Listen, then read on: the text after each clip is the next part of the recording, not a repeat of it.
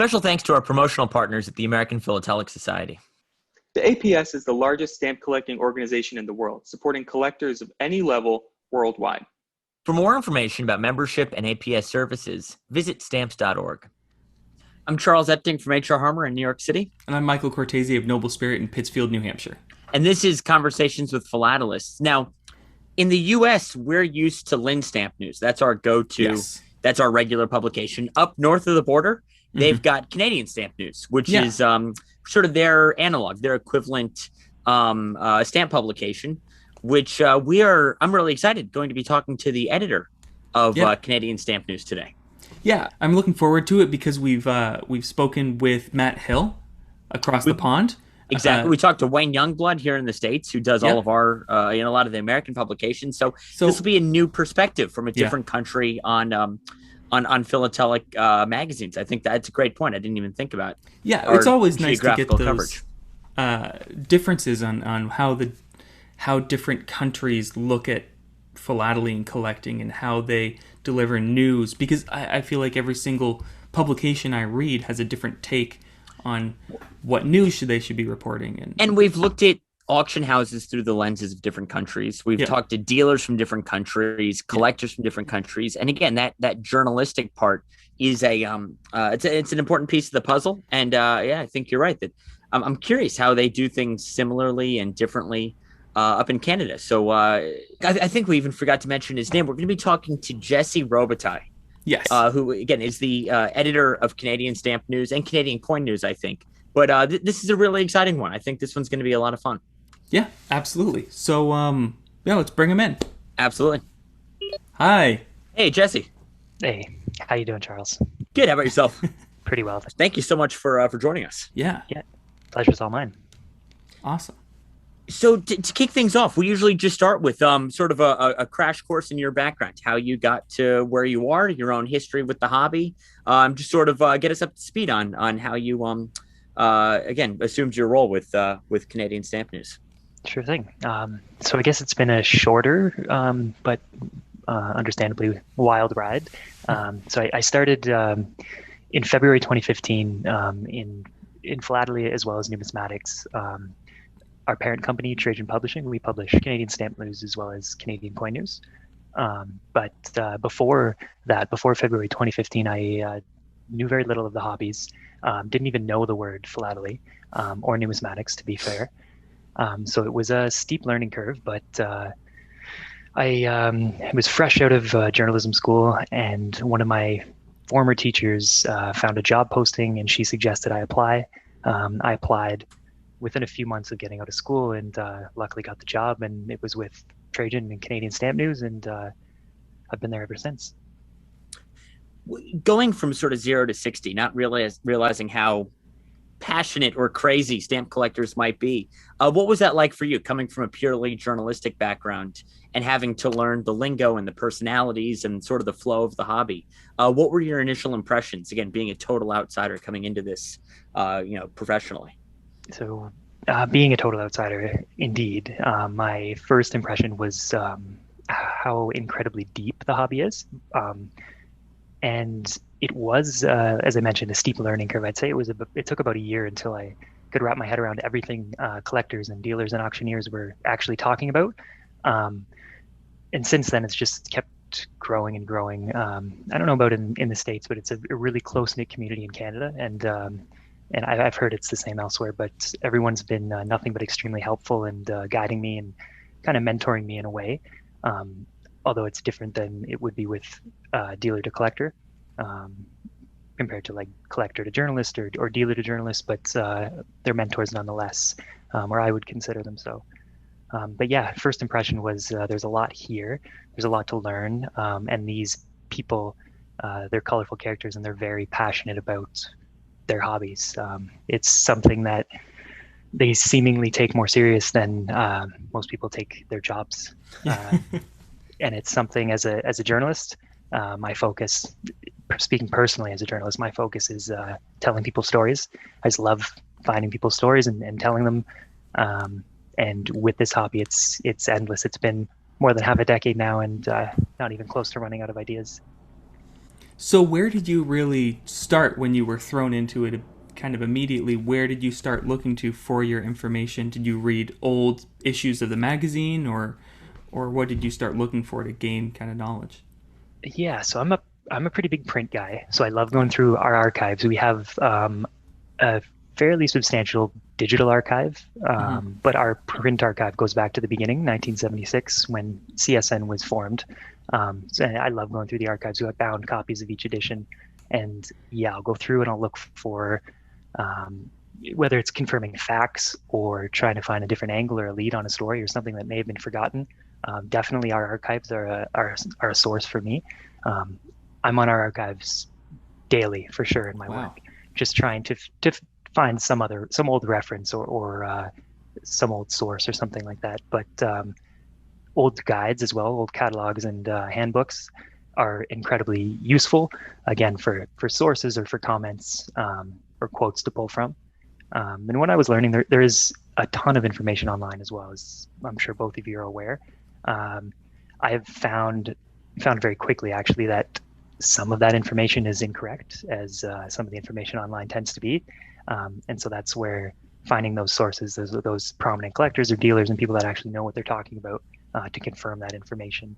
But yeah, the sources are endless. I mean, you can go to so many people, and it doesn't matter what you're talking about. It could be the most niche collecting area. You can always find a person or two to talk to that really, really knows what they're talking about and seems to understand it, like they've written the book on it, and sometimes they actually have. You talk about being a big print guy, which obviously helps in a hobby like this that is so tactile. But the journalistic world in general has been shifting more and more online, obviously. So how do you balance this when you've got this hobby that is you can never fully separate from the tactile and the tangible?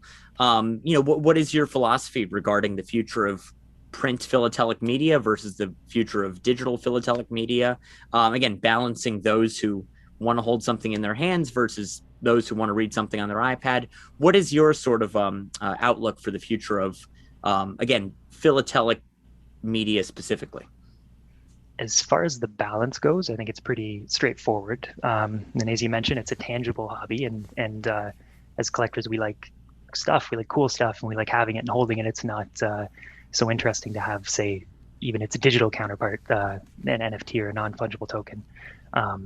But more to your point, that kind of balance between print and digital, I think obviously it's going to go digital, regardless whether it's philately or whether it's just general community news or major international news. It's all trending towards digital heavily, but I don't think print will ever get replaced. It'll kind of be like vinyl records, maybe, if I have to put a prediction on it.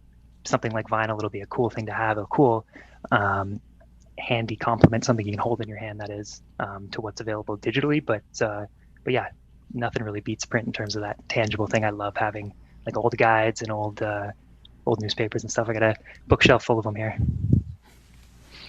Do you mind giving us a brief kind of history of Canadian Stamp News? Sure. So we this June, actually June 3rd, was our 45th anniversary. So fairly substantial milestone for us, and we celebrated pretty extravagantly, or as much as you can do during the pandemic. But we published a full anniversary issue, and we put out some limited edition collectibles and such. So the story's top of mind. So we were founded in 1963 as Canada Coin News, and it was founded by a Wisconsin guy named Chet Krause. And it was based in Wisconsin, printed there and everything for the first few months, but pretty quickly moved north to Canada. A resident editor from Toronto took the reins, and he handled it for the next decade or so. And through the early 70s, stamp collecting was picking up along with antiques. So the publisher at the time decided to throw some philately into the mix and some antiquing into the mix. And eventually the newspaper was rebranded as Coin, Stamp, and Antique News. And then by 76, they decided to split them into two separate publications, dropping antiques and just going with Canadian Stamp News and Canadian Coin News, as it's now known. Yeah, so since 76, we've basically been doing the same thing, but as we were talking a bit earlier, with some digital digital stuff added in. But yeah, it's auction reports, dealer commentary, collector commentary, breaking news, things like that. And as again, both of you know, there's lots of breaking news in the hobby. Yeah, I was going to ask briefly about that because you mentioned that you kind of dived back into the old archives and everything. Has the direction of Canadian stamp news changed over the past 45 years? Aside from, again, adding like a digital counterpart and going in that direction to complement what we do in print, the mission has stayed largely the same, just to tell collectors' stories and to keep our finger on the pulse of the hobby and relay that to the community. Mm-hmm. But no, it's stayed largely the same. Again, reporting on auctions and new discoveries, commentary, and getting down to the nitty gritty. I like to call CSN Canada's philatelic paper of record, because we try and get everything that we can printed for posterity. How much have you been bitten by the bug in your 6 or so years since you joined? Do you know, what has jumped out at you personally? What do you, do you find yourself collecting? Do you find yourself, ever, coming across a story or a stamp or something and just being really taken by it? Oh yeah. I love it. So I got into it fairly quickly, understanding I'd need to kind of get my hands dirty to really understand what everyone's talking about. And so that was kind of my approach to begin with. And I guess it kind of stayed the same for about the first 5 or so years, but just recently I've started taking it a bit more seriously and honing in on what I like, especially, which would be postal history, specifically 19th and 20th century covers. And lately, so originally the first kind of thing I honed in on was political philately. So one of the pieces I have that is a really interesting story. It just captures a moment in Canadian political history. So it was 1984, and the Liberals lost what was then the biggest landslide election in our history. They lost to the Conservatives. Conservatives went in, and so I have a cover and contents, which I especially enjoy, from a Liberal employee looking for a new job, and he sent his resume. So I've got his resume, I've got his CV, and I've got his cover letter as well as the cover, sent to an old employer. I think it was a radio DJ. And so that kind of history in your hands, even though it's not, he was just like a PR guy for the Liberals. He wasn't the prime minister or anyone like that, but it still really does offer a snapshot in time in Canadian politics, because it talks about that election. It talks about the Liberals' goal at the time. It talked about some of the skills he had, which is alien to what we know now, 30 years down the line. So it's incredibly interesting, and I love that stuff. And actually, on the philatelic side or the postal history side, it was actually undeliverable, the cover, because the guy's address was he didn't live there anymore. So it's got that stamp on it, and it's got so there's a bit of routes and such there. But every day when I'm writing, there's something that I find is just so interesting. Fantastic. So Canadianphilately is kind of in an exciting position right now with the big show coming up next year, which is a real milestone in the last Capex. I was, I think, 4 years old. So been 6. So yeah, this is a big deal for people. This is something that I'm sure a lot of the country is looking forward to and gearing up for. And so and you guys are official sponsors now too. Yes, yeah, one of several now, but Canadianphilately's hot and things are looking good. I was going to say, what is the mood like leading up to the show? We're a little less than a year out now, and what is your presence at the show going to be like? How do you use something like this to maybe expand your reach, or I'm sure there'll be a lot of great stories to come out of it. What are you looking forward to in the next 11 months or so?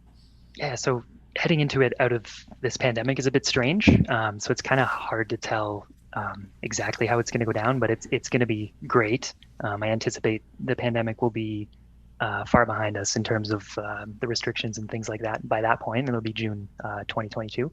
Mm-hmm. And yeah, I think it's a watershed moment for Canadianphilately. It's had its ups and downs through, like in America as well, through the last 4 decades or since we've been formed. I've, again, going through the back issues, read stories about like the ups and downs, like the boom in the 70s and then the decline through the 80s and 90s, and a resurgence lately, in fact. And it kind of ties into that point about CAPEX. And I think collectors in Canada and abroad are excited to see Canada host another international show. And for CSN, we'll be all over it. We'll be there all weekend, and it's going to be a huge one. It doesn't matter if it's a little show or a big convention or something major like CAPEX. If there are a couple of collectors there, there's a dozen stories you can pull from them. But for CAPEX, it's going to be huge. It's going to be the biggest thing for Canadian philately in a long time.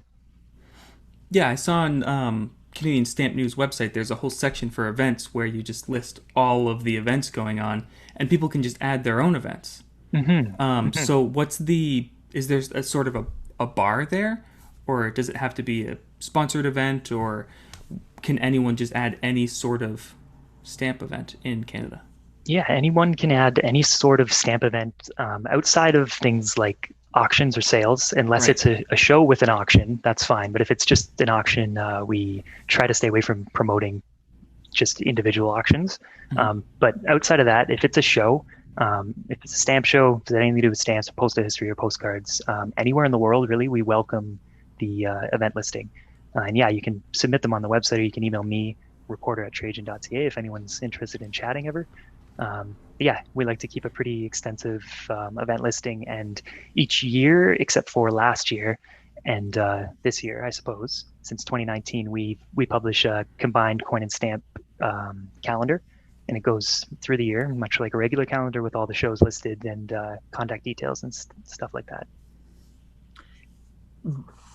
A big, obviously the collectors and, the exhibitors and the dealers, you've got that side of things, but there's also new issues coming out, and Canada has some of the more attractive new issues, I would say, of anywhere in the world. I think that Canada Post has done a good job of, retaining some artistic integrity. What is your relationship like with them? And, do you find that your readers are just interested in sort of the highbrow philately, the high end stuff, or is there still interest in new issues? What's coming, from Canada Post these days? So CSN has a really strong relationship with Canada Post. Since our formation, we've been really tight with the top brass there, and work together just for the better of philately, really. But recently they did actually help us with our limited edition cover. So one of the collectibles we created and issued for our 45th anniversary was first day cover, and Canada Post created the postmark, an actual postmarking device, and provided that to us to cancel all of the covers. We franked it with picture postage stamps, which I'm not sure. The U.S. canceled their customizable stamp program. Yep. Yeah, but it's custom stamps that anyone can create, basically within limits. But they've been a great support and a great partner for us. And speaking of the new issues, it's they've been well received, especially this year. The designs, collectors have been very positive about them. But for last year's stamp program, for 2020, we actually just finished wrapping up a stamp survey. And so we did just an online non-scientific survey about collectors' beliefs, like their favorite looking stamp and their least favorite looking stamp, the most relevant issue and such. And the responses, again, were overwhelmingly positive. People like the designs, they like the subjects. And I think they're liking them more so in recent years. I think Canada Post is really honing in on subjects that collectors want to see, as well as the general public, because some of the issues like Star Trek, which collectors might not want to see, the general public really, really does want to see, and they sell accordingly. So back to your question about what our readers enjoy. It's an entire range. They run the gamut of interests, from that highbrow philately you're talking about, the stuff that most collectors will never even be able to afford or even see in most cases, straight through to new issues of stamps that just came out. There's huge interest for new issues, and there's big interest actually for picture postage. So those customizable stamps that collectors order from Canada Post, they print and send them out to the collector. Those are loosely cataloged. It's hard to keep a handle on them because Canada Post can't tell people for privacy reasons what was created. But collectors do a pretty good job of, especially in recent years, keeping a handle on what's been issued there. And it's again, just another huge area that collectors have honed in on. Yeah, I wanted to touch upon that a little because I saw an article on Canada Stamp News talking about this one specific philatelist who'd issued 200 different customizable picture post stamps since 2003, and you'd kept track of it and were keeping track of his latest issues. I've never seen anything kind of like that in the States here or anything else like that. So do people collect his privately issued stamps that he's customized, or? Certainly, for sure. Yeah, people collect his stuff. People collect everyone's stuff. There's a few prolific issuers of picture postage, and Peter Leppold, he's the Kelowna, BC collector. He's one of a few that does that sort of thing. And yeah, with his help, he tracks his stuff, so we were able to relay that and report on that. But again, most people who are ordering those stamps are doing it for weddings or invitations or fun mail and things like that, and aren't necessarily collectors, so they kind of get lost by the wayside. But with collectors like Peter, it's easy to keep a handle on it. There's actually a website, I believe the woman's name is Darlene Burt, and she tracks picture postage stamps pretty extensively as well, and her name is Darlene Burt. Wow. Yeah, and her website, I'm just taking a look now, picturepostage.net, if anyone wants to take a look. Interesting. Yeah, it's kind of like an online catalog. And again, so that's one of many resources out there. Canadianphilately might be a small, close-knit community, as I was saying, but they do a good job in publishing their material. Because correct me if I'm wrong, Charles, the U.S. Post Office, USPS, just shut down our side of that. You can't make any more customizable. No, the photo stamps are all done. Yeah. That was a fairly long-lived experiment, I would say. We tried it for a while. But yeah, I know a lot of European countries do it as well. I don't know if it was a security issue or a cost issue why we shut it down. But yeah, it's neat that's got such an active base in Canada. Well, what I hear from collectors in Canada, at least, is that what they call do-it-yourself philately is actually pretty prominent in the United States, and collectors kind of pursue that through their own covers, like creating their first day covers and that kind of thing, cachet makers, and the AFDCS, things like that. Like, we don't have a first day cover society in Canada, Gotcha. Although we do have tons of first day cover collectors. Right. But from what I've heard from Canadian collectors, that DIY philately is bigger in the States in that sense. But yeah, picture postage and things like that are picking up here. And actually, there's one guy in Toronto who is he just applied for a mailer's postmark. I'm not sure if you guys are aware of that, but it essentially, it's a U.S. program, and it allows private companies to postmark their own mail. And they can get sent USPS postmarks if they apply through the proper channels and such. And so he did that, and we covered that in a story as well. And he and a few other collectors are bringing that sort of do-it-yourself aspect to the Canadian hobby. And I find that really interesting. I like that. It seems like every country has one or two major publications that are, mass market, general interest. We've got Lynn's here in the States, you guys. We've talked to Matt Hill over in the UK with Stamp Collector, and all, continental Europe. It seems like each country has their publication. Do you work much with other magazines and newspapers from around the world that, because obviously your focus is honed in on Canada, but I'm sure there's a lot of overlap in your goals and your interest and whatnot. So do you work with other philatelic publications in different countries, whether it's sharing content or, a joint article, something that maybe two different markets might enjoy? How have you sort of reached out to the wider philatelic journalistic community? So yes, there is a broad philatelic community across the world with all these different publications and magazines and such, just focused on the hobby. And we are totally open to partnering with people and other publications. We've done it in a limited fashion, though. I know just one recent example is working with Jay Bigalki from Lynn's. When COVID first started, we wanted to get a handle on which events were canceled, and it was changing hourly. And it was the same situation in the States, except you have, 10 or a dozen times as many shows as we have.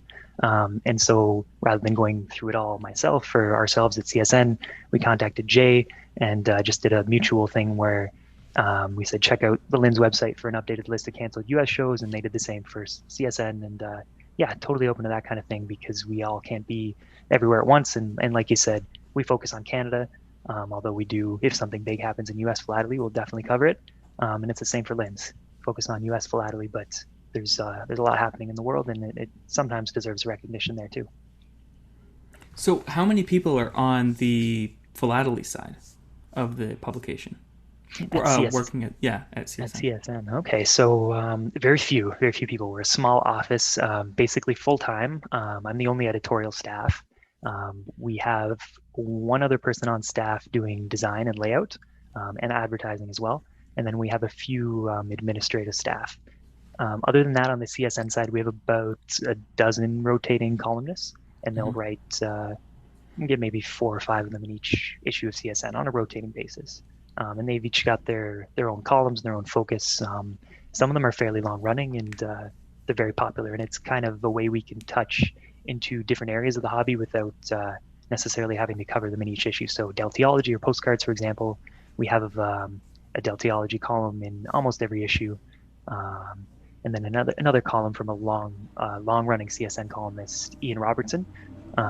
He's been writing his looking back column for many, many years, and it just looks back at past Canadian issues on their anniversary year. So Canadian Stamp or Canadian Set from 25 years ago, and he'll dive right into it with some really good journalism. So very similar to the Stamp Collector magazine in the UK. That's kind of the same tactic they take. Yes, and I was able to catch up with Matt at the virtual Stampex quickly. We spoke briefly, and we did speak about catching up a little bit after. So yeah, doors always open for that sort of thing. Partnerships are huge in the hobby. There's a place for competition, but there's a line and such. And yeah, partnerships make everyone stronger, and it's all for the better. You know, I asked you earlier about the shift to digital. You know, assuming there's going to be this balance moving forward, the print and the digital, what are your hopes for the future of Canadian Stamp News? Where would you like to see it go? Are there any subjects you think are underrepresented? Anything you'd like to see covered? You know, and again, what are you looking out 5-10 years from now? You know, where do you see this magazine fitting into the hobby as it continues to grow and evolve? What do you think? You know, again, if you had a blank check to take the magazine any direction you wanted, what would you want to see? Well, off the top, I'd want to see print continue, basically at all costs. But yeah, it's something I'd like to see continue decades down the line. With that being said, the focus should be digital and should be social media. I think is one huge area for growth for CSN and for the hobby alike. If you can get on social media and connect with those people, collectors in that habitat, it'll be good for your publication or for your podcast or for whatever you're doing, really. And there are a lot of collectors on social media, and it's an area that's surely only going to grow. Yeah, future of the publication, just continuing to integrate ourselves with the community and just like it's been since '76 is kind of more of the same, and doubling down on our mission to just tell collector stories. This is a question I hate getting, so I'm going to try and phrase it in a slightly different way. I don't want to ask you, have any of your friends become interested, or how do you appeal to young people? But, you know, Michael sort of was, I don't want to say born into the hobby, but, you know, he followed in his family's footsteps. I don't think it was much of a shock to my friends or family when I started collecting stamps, because I collected everything old and weird growing up. But again, as I said earlier, you went from 0 to 60. What was the response like from people around you? Did it pique anyone's interest? Have you had any friends who hear about what you do and are interested? You know, again, I'm not going to ask you how do we get young people involved, because that's all Michael and I hear. And again, I know there's no easy answer, but for you personally, has this career path in your life, you know, opened anyone's eyes, or even just, you know, what's the sort of response that you get from people? Yeah, the response is, again, overwhelmingly positive, I'd say. My friends and family, they're all super interested in it, albeit a bit confused at first as to what I actually do or how I can write about this every day. But yeah, there's a I just tell them that there's a little economy around stamp collecting and that it's big enough to allow full-time journalists to write about it every day, basically. But yeah, they're kind of astonished and interested, and it piques their curiosity for sure when I start telling them about some of the more interesting stories in stamps, like the errors or just the colorful characters. And it's something I don't know if anyone's really pursued in earnest since I've started talking to them about it, but they at least listen to me while I'm talking about it, and they're interested. And I think kind of tying into that point about how to interest young collectors or anyone really in general, I think it's that history and it are those stories. And that, again, it's kind of what I focus on, is telling those stories and not necessarily getting too deep into the philatelic weeds, although there's a time for that. But there's also our other publications for that. So like the Canadian Philatelist is really a peer-reviewed journal, and that would be the space for that. But for CSN, we want to tell those stories in the most engaging way possible and get people interested in them in those stories. And that's kind of what I try to put across when I'm talking to people about what I do. Do you have a go-to story? Is there something you've written over the last couple of years that's your, sort of your philatelic pickup line, I guess? On the stamp side, it would have to be probably the inverted seaway. It's a good story, including how it was found by the Winnipeg boy and then sold to the dealer. Stories like that are always you can grab people with them. It's the same thing with the 1 cent magenta. It's really super simple story for people to grab onto and understand what's going on and why it's so interesting and why it's so collectible and valuable. And yeah, I think there's a appeal there for sure. So where can people get Canada Stamp News? So you can subscribe. You can subscribe online. You can give us a call in the office, or shoot us an email. Even it's pretty accessible. Canadianstampnews.com or .ca/subscribe. And that's to get both the print or the digital. Are they in kind of newspaper stands as well, or is it all subscription based? It is not all subscription based. So you can get them at a few outlets across Canada, the biggest one being Chapters Indigo, but I don't think they're available in the United States. But yeah, you can give us a call or shoot us an email or fill out the online form, and you could subscribe for print or digital or both. Mm-hmm. And if somebody has a U.S. Focus but maybe dabbles in Canadian stamps, sort of what's your elevator pitch? Obviously, if you're in Canada, it makes sense. This is your go-to hometown publication. But for somebody who maybe only dabbles in Canada or has a passing interest in Canada, why Canadian Stamp News? What's your sales pitch? Well, we do have quite a few U.S. readers, and I always tell them the same thing, or tell anyone from the United States interested in subscribing, that the hobbies are so closely related in Canada and the United States, and that goes back through history, of course. And one of the biggest things I'd say that ties us together through that history is British North America. And it's an international group, but there's a very big following in Canada, the British North America Philatelic Society. And they're always dealing with cross-border philately. And so we do cover it quite a bit.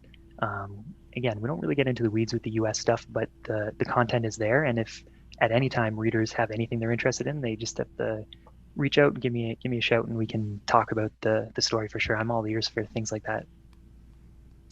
Fantastic. Well, as soon as we're able to connect, again, as soon as that border opens up, we'd love to see whether it's in Canada next year or anytime you're down in the US for a show. We'd love to, Do you attend US shows often? No, I don't. I haven't been to a US show yet. I really wanted to go to New York 2016 and was thinking about it, but my boss ended up going alone. So I missed out on that one, kind of regretting it. Looking forward to 2026. But yeah, likewise, guys, I'd love to see you at a show, either CAPEX or in the States. Once the border opens, I'll definitely be going down. No, we should do that. And, we're planning on visiting Chris Green up in Canada. Michael and I should put together a little Canadian road trip of philatelic destinations. So we'll, again, as soon as we're able to, it'd be great to connect in person and do whatever we can to help support Canadian Stamp News. We, I think every country needs that publication, that, again, mass market, general interest. Of course, we're going to have the Bean Apps Journal, for example, is great, but it caters to a certain caliber person and quite often goes way over my head. So I think that a publication like CSN is really important. And again, Michael and I would love to do whatever we can to connect in person, support the magazine, and really appreciate you taking the time to join us. Yeah, likewise. Thanks for having us, guys. And CSN appreciates the support, and I appreciate you having me on. Absolutely. Well, thank you so much. Pleasure's all mine. Thanks. Michael, that was fantastic. I really enjoyed talking to Jesse. I love somebody in our demographic, our age range, who has also made this jump into full-time professional philately. There are a lot of young collectors, a lot of people our age, but relatively few who commit their lives to the hobby. And it's fun getting to know a new one. It's fun, again, getting to talk to somebody who his journey might not be the same as ours. He just he was a journalist. He jumped into it, but we all got to the same place. We're all we're all in the same boat. So that's fun to get to know someone like that. Yeah, well, I think it's a great idea to bring in these people who aren't necessarily involved in the hobby, to put them in professional roles in the hobby. It gives them an outsider's perspective on what we care about so dearly. I mean, I know places, I mention them all the time, but like the Spellman Museum are looking for a curator from Tufts University who have a curatorial program. They're trying to bring in someone who isn't a philatelist to create their philatelic displays and their exhibits and teach them how to do something like that. So bringing in someone like that who's a professional journalist to report on philatelic news and teaching him philately is just... And I think it's a lot easier to teach philately to a journalist than it is to teach journalism to a philatelist, if that makes sense. I think you need the journalistic background, and then you can learn the ins and outs of the hobby. Yeah. Versus, you're right, sometimes the hobby can think too small and just look amongst ourselves for people to fill all of these roles. Yeah. When again, Jesse's proof that you can bring somebody from outside in. He's doing a great job with the magazine. I think that was a really fun chat. It was a home run, yeah. And before we wrap things up, we do want to mention that Jesse is doing an APS stamp chat. Yes, on the history of philatelic journalism. Exactly, October 1st. So we'll put details in the description and everything, and obviously we'll promote it on Twitter and whatnot between now and then. But yeah, Jesse, history of philatelic journalism, October 1st, APS stamp chat. You and I will definitely be there, and hopefully some of our listeners as well. Yeah, we'll put links to absolutely everything, how to subscribe.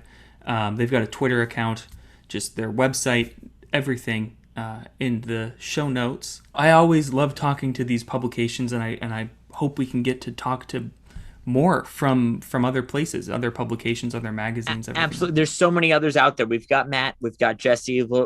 I think this is a part of the hobby and we need to shed light on and hopefully drum up a couple of subscriptions as well. Yeah, absolutely. I know that there's been a number of people who have subscribed to the publications that we've already talked to, and they're absolutely loving the we even got a new Classic Society member on Twitter the other day. That made me very happy that Bob joined the USPCS. Bob Hole is a Classic Society member now, so that made me really happy that he even tagged me in the tweet announcing it. So I thought that was cool.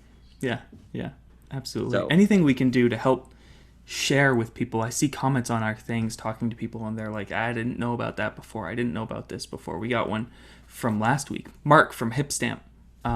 Someone commented saying they'd never heard about Hipstamp. And they were going to go before. buy stuff on Hipstamp all of a sudden. I thought that was awesome. They signed up for Hipstamp. Now, I don't mean to cut you off, Michael. You didn't. But don't you have some packing to do?